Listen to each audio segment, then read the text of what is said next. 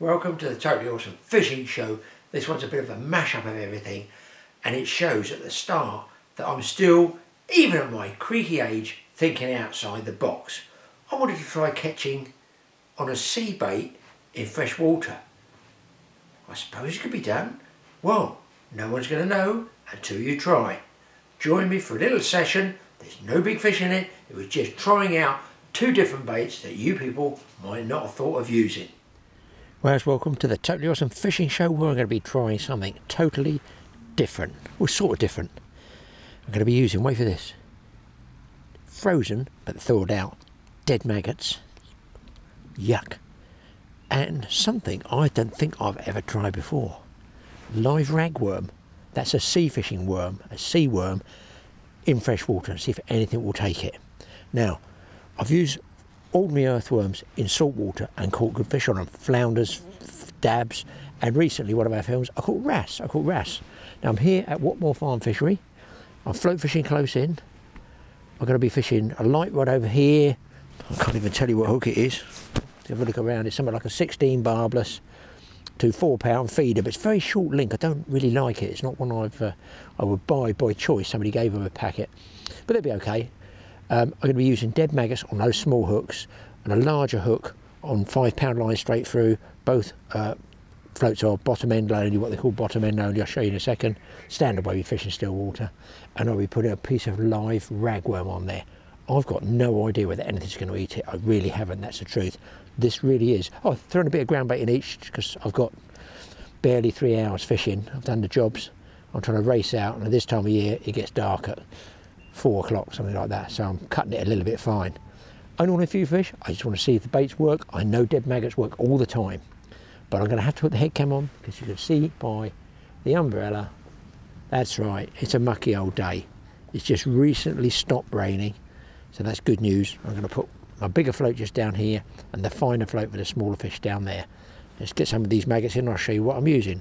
Okay, so what are we using? My frozen maggots. Now these are maggots left over from previous trips. I don't waste anything. A lot of guys just bang them in the margins and just, oh, I don't want to keep them. Listen, just freeze them.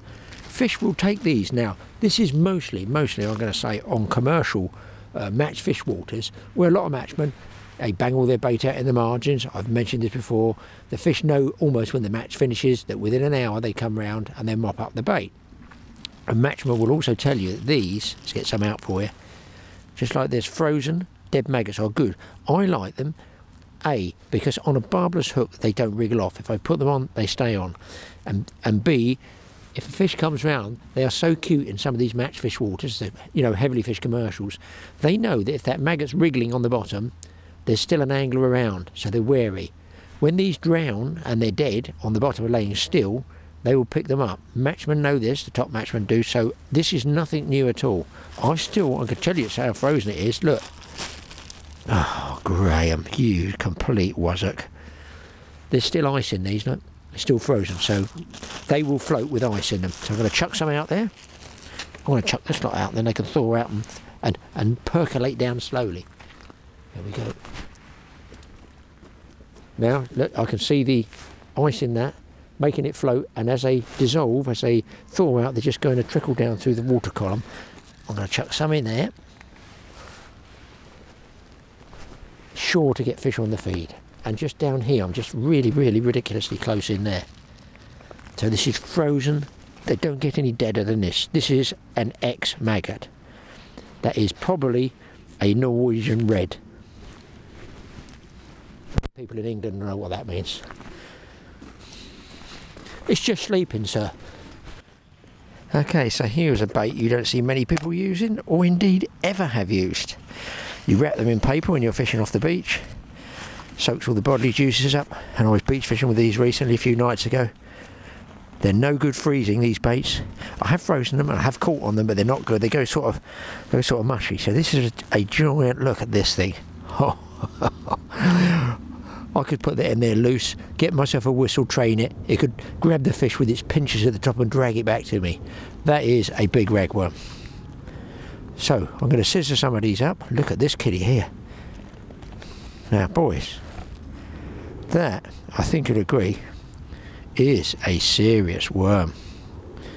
going to get one of these on the hook, maybe about that size. Throw a couple out there. Okay, they're expensive, but that's the way it is. Fishing is an expensive game at times. Just chuck them out there so they get used to them. I've no idea what will happen to them. They should like the water, but they're used to salt water, so they will expire eventually, I guess. Let's get one about this size on the hook. Total experiment.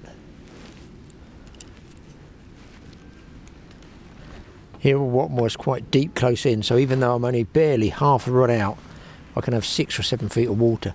The float's like this, bottom end only, obviously it sets like this, dots down there, and the rest I haven't got anything, because when you're shotting with a worm, a lobworm, or indeed if you do try a ragworm, you've got to allow for the weight of the worm itself, so you almost have to undershot by one shot, leave the float sticking up.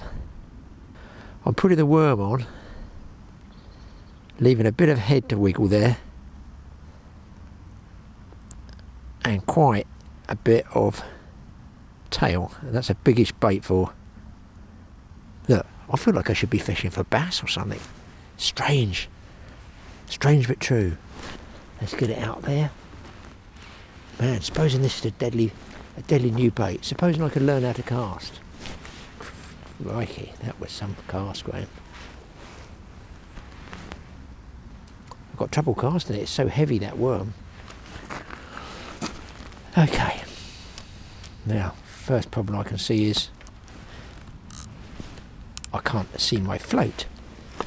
I just need to bend that back out the way, thank you. Okay,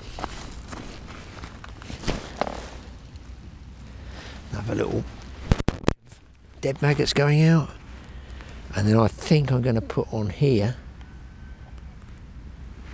2. This is a much finer rig, this one. The float is more delicate float. Hook I can barely see.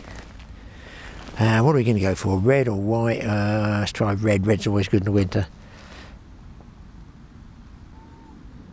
I find that the dead maggots a little bit trickier to, because they're soft, aren't they? They're soft, so a little bit trickier to get the hook through. I'm going to stand up. In fact, I'll take this brolly down because I find it quite annoying for casting.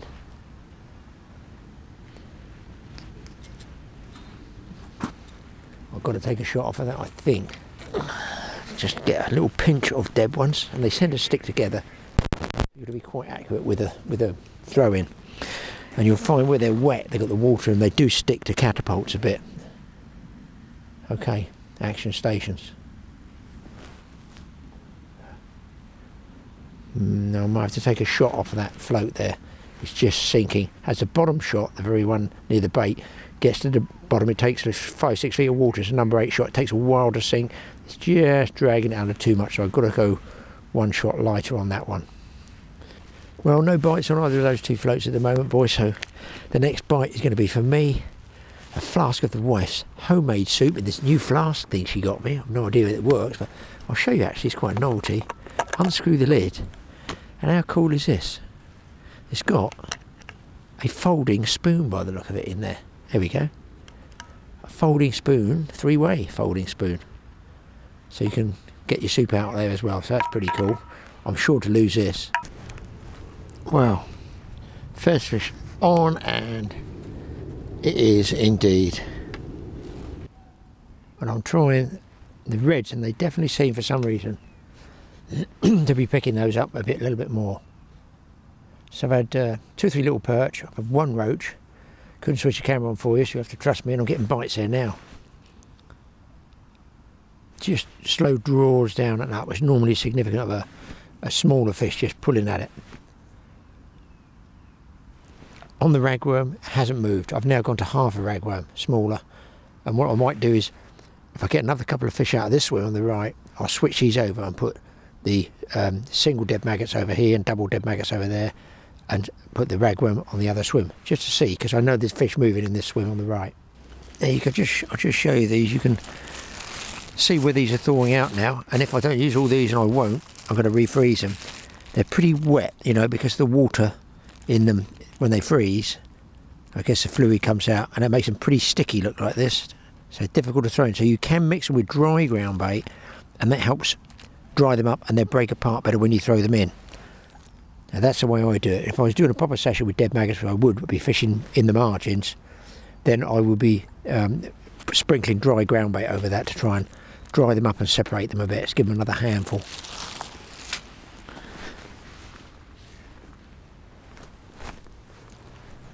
Normally I throw maggots in, I wouldn't need to dry my hands, but you do get wet. So if I go over the top of that and allow for those maggots to be sinking, about there. Now that way they're sinking down slowly and my hook bait should follow them afterwards. So I put the bait in first and then cast out. You can do it either way, but in deeper water I tend to find that this, you know, if it's sinking and tumbling down, I want to go in after that, because the fish will come up, be feeding more actively, I'll be looking for something that's sinking. Here we go, there's a bite.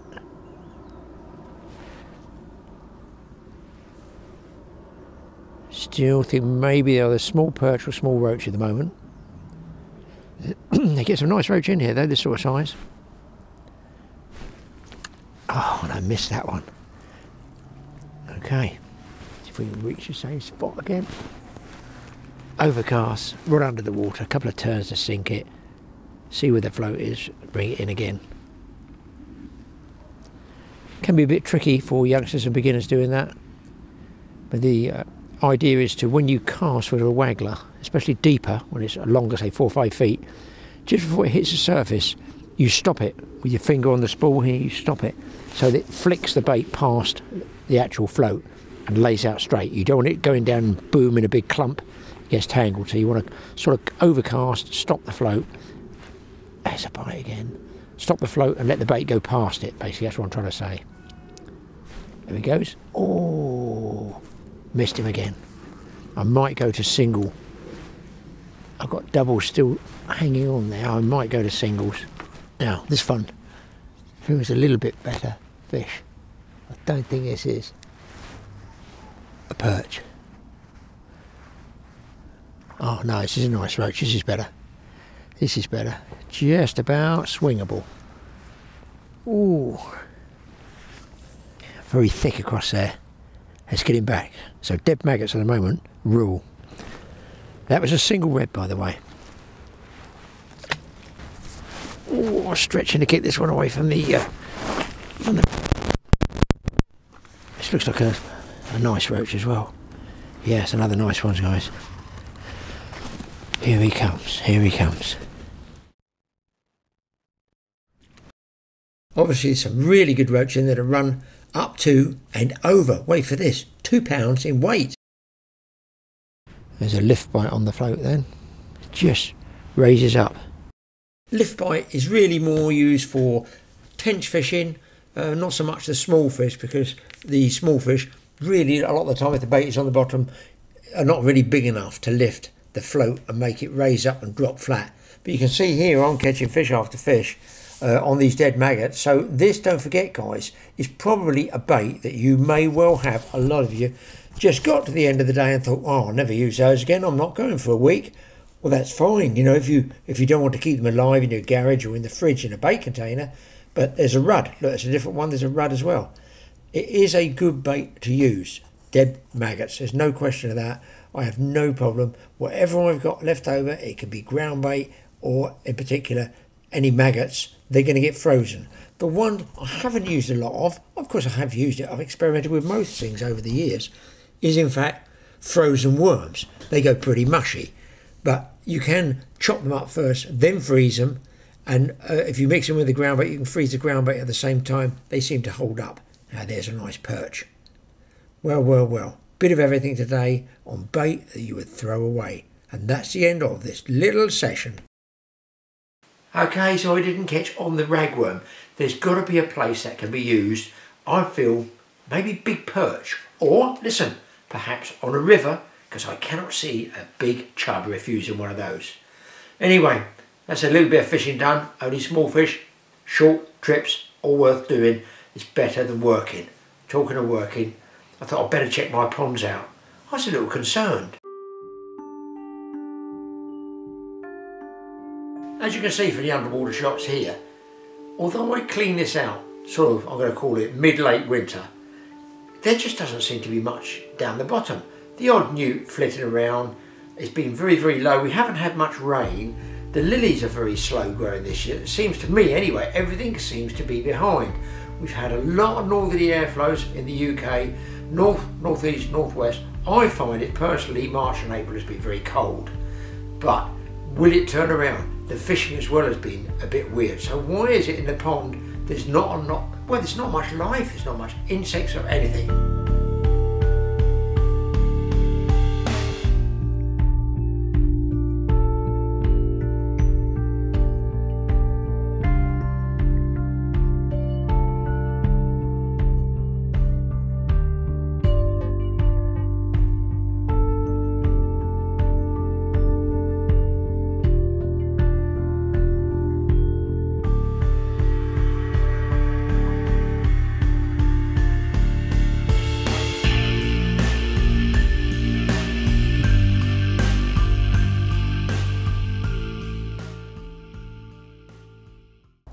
Well, I forgot to mention the other day when I was in here, a little bit of an experiment I had. I took one of the seedlings from these cosmos here, right, and I transplanted it into that pot.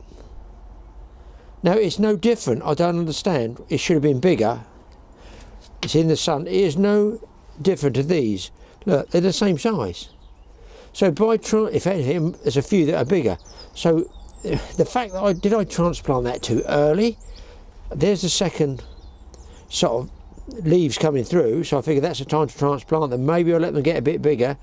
Any cosmos experts out there? I'm sure there is one. Should I wait till they get a bit bigger before I transplant them into individual pots? Got a good 20-30 plants there, more than that, 40 probably. And of course the old sunflowers are well on the way. I just turn them around. Gives them exercise, makes them stronger. Tip them away from the sun, they keep bending back. Anyway, onwards and upwards. So I've got a problem on one of the properties.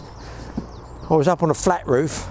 As I got down, I was looking up. I'll tell you what it's like, just to show you. There's the garage roof. There's a main roof with a low slope. Ridge tiles, short piece up there. I've got a short piece like that on one of the properties. And some of the tiles, they're just crumbling. They're just absolutely crumbling to pieces. It can't be more than about 15, 20 years old. Not this one, just generalising. But it's a short pitch there, a long pitch the other side. So I'm going on the roof, much against my wife's advice, with a big ladder, and I'm going up to the apex, as it were. I've already been to see this lady, Rosemary, and Rosemary said I can use her tiles, but I don't want to take all those ridge tiles off, so I'm going to get the angle grinder and try and cut those off like that. So this one's busted anyway. You know, these are the, so people don't know, these what rest on the batten. And then should you want to nail everyone, you can nail them as well. What I'm going to do is try and cut that off, slide it up underneath the ridge tile and then cement over the top. Obviously I've got my own roofer, I have got my own roofer, but if I can do the job myself, as the saying goes, money saved is money earned, and that's going to be almost a day's fishing at least. So let's get the grinder going.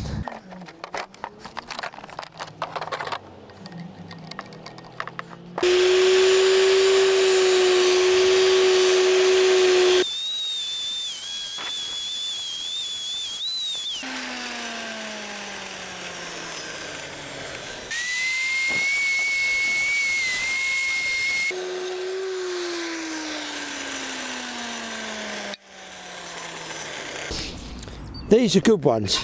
Well, I know that because Rosemary's made them. But the ones I've got are all flaking up. So I am wondering if I brush it off to stop it breaking up anymore, if I put some PVA bonding on there like we do inside, it might just hold it. Some of you roofers out there, tell me, is there a plasticizing solution that I can put on slates that are sort of crumbling up? Right, let's get over there and get up the ladder. Okay, so what I've got is a bucket of sand and cement, which I've got a coat hanger wire here. I've made the coat hanger wire up, so hopefully I can just hook the bucket. I don't know if it's going to hold, it's a bit heavy. Like that. Yeah, it should work. So let's get up there first a bit. Up we go. Past the telephone wires, and I reckon I'll get about there. I've no idea if this is going to work.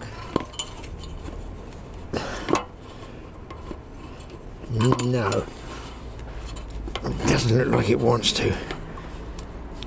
Oh, it might work. So I'll show you what the problem is, people. It's a long way up, it's even longer way down. So my roofer's done a bit of a bodge job here because he doesn't want to take those off, does he? These are ones that have come off, so I'm hoping if I can get that bit off. See how loose they are? And look, all crumbling here. What is that all about? I don't understand that. So I've got another one here. I'm hoping I might be able to slide one up underneath that so it covers that crack there. That's the theory. I've left these as spares. Looks like there's a lift in it there. I do wonder if the property's moved. But you can see all these little pieces, look, breaking up. And it can't be any more than 15 years old. That one's loose there. So I'm going to try and cement that up there as well. That's all I think. If that's all they've done before, and I've paid good money for that, you've got to laugh, haven't you? See, look. It just seems like they're all breaking up. So let's get a bit of cement here. I could have done with going up another one, actually. Going to use gloves here, mostly, people. I'll leave that one up there. Yeah, that's going to work along there. All right, I'll beat this off for a second. Purely because I'm a very long way up. So I've got some PVA here. Just going to try this, guys. Bit of PVA, bit of water, and I'm going to do it on a section. I'm not going to do the whole roof because I don't know myself, but I feel it might. Put it in about 3 to 1. That's a good guess, wasn't it? Somewhere, someone's stolen this stick. So normally I'll be using this inside, but I'm just trying to stop all that breaking up. And this might just do it. I know it's not an outside one, but the basis of this whole thing is to salvage it until the roofer can get round properly to do it. This will get me past a couple of months at least. Probably 6 months. Give it a good old mix up. Gloves on, brush, up the ladder again. I always make sure you get a pot, hasn't got a handle. Oh, it has.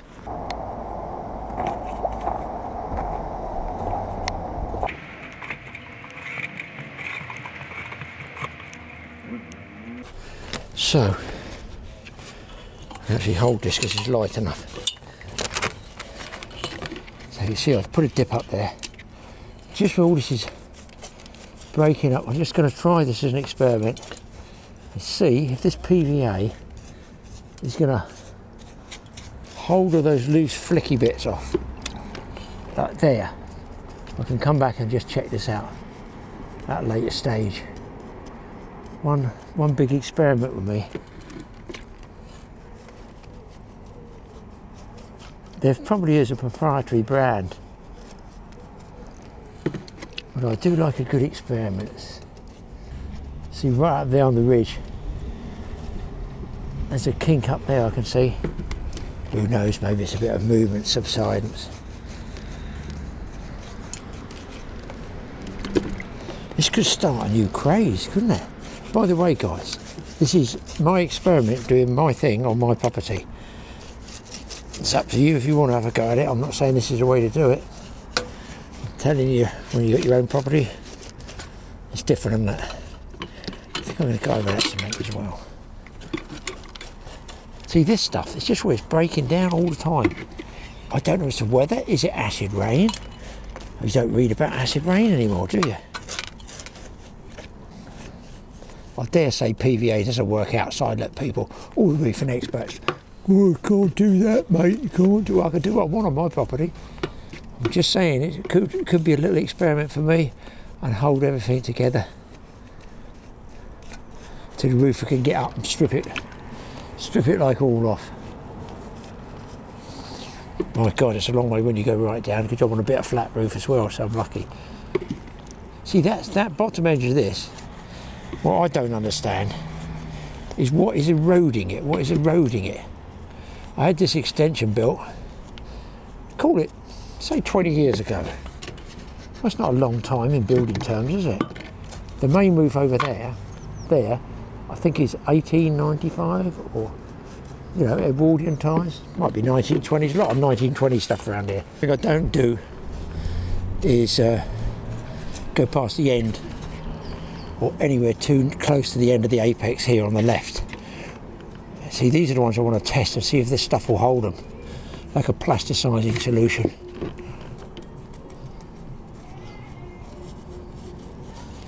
I don't go up the ends, I only go sort of gutter level, whatever it is, 30 feet.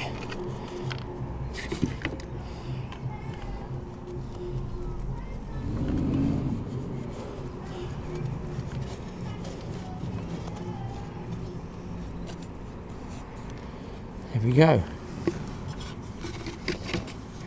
There's a classic spot there, look, where it's cracking up. I'll come back in a few months' time and just see what's happening. Let's hold it all together anyway, guys. Down we go. I wonder how many roofing people are going to go, oh, can we give you a quote to do that, mate? Yeah, no problem, £3,000. Special TA discount. So Mike just having his carpet fitted. And obviously we have our own regular people, and he went into his local carpet shop. I said, don't go in there, I've been in there, it's astronomical. Go to the guy we normally use. No, he wasn't going to have it. Eventually he got the quotes, and the guy we normally use, £800 cheaper. Wowee, that is a lot of money. And that is exactly the same product, the same carpet. They're quoting for the same measurement, the same everything. And let's face it, you know, if you're fitting carpets, I do fit carpets, but you wouldn't want me doing your house. I do flats and stuff, our own stuff. £800 saved. That's a ridiculous amount. You have to shop around nowadays. You've got to make it go as far as you can. You can see all the bits down there I've thrown out, but that's what caught my eye when I was just coming around doing a kitchen cabinet for a guy. I looked out the kitchen window there. I was cleaning his window actually. I saw all these bits on the floor and thought, that can't be right. Why is that breaking up?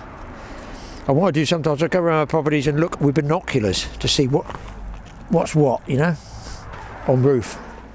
Well, I told you, surely I was going to go up in the world, up the rungs of the double ladder, coming up to 70, why not indeed? Anyway, after work, what else can you do?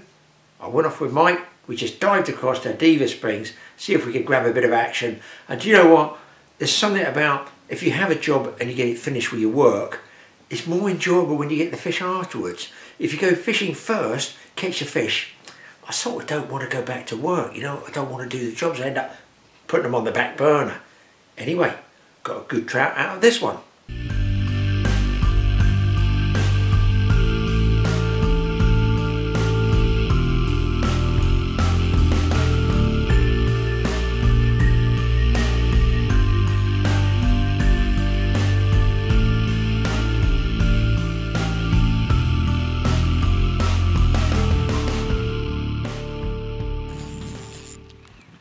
Well, the fish there actually took when I was winding the fly in. I've had that happen before, but I was kind of surprised.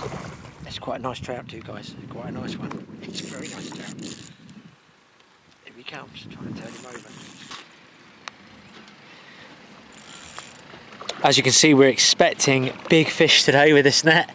It is Diva Springs, people. You need a big net. 42-inch landing net.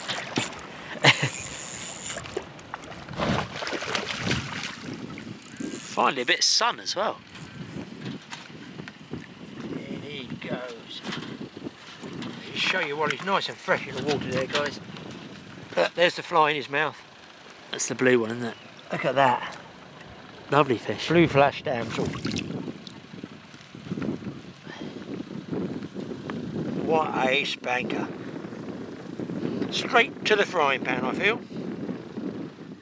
By the time I put this film up, it is absolutely prime trout fishing time, we hope. Who knows, as I mentioned about the cold spring I feel we've had and northerlies. I talked to a guy down a river, first time I've seen anybody fish on this river in 14 years. And he was just sat on a tree stump looking, as you do, waiting. I said, are there any dries rising? That's the flies that hatch up. No, he said, I haven't seen a single thing. Well, I thought I could have told you that, pal, because it's freezing cold. Nothing's going to come out. So who knows what the trout fish is going to be like. Yes, lures, yes, nymphs, dry fly fishing until it warms up. Going to be tough. I will be there when it does warm up, and I'll hopefully get some action off the top. Thanks for watching this little mashup of films. We're going to hit you with some more fishy ones in about 2 weeks' time, I think.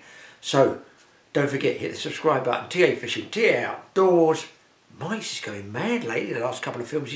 One he was inside a bin liner, and the other one he's doing claustrophobic camping. He's got some good numbers on it. I'm going to do claustrophobic fishing. See you next time.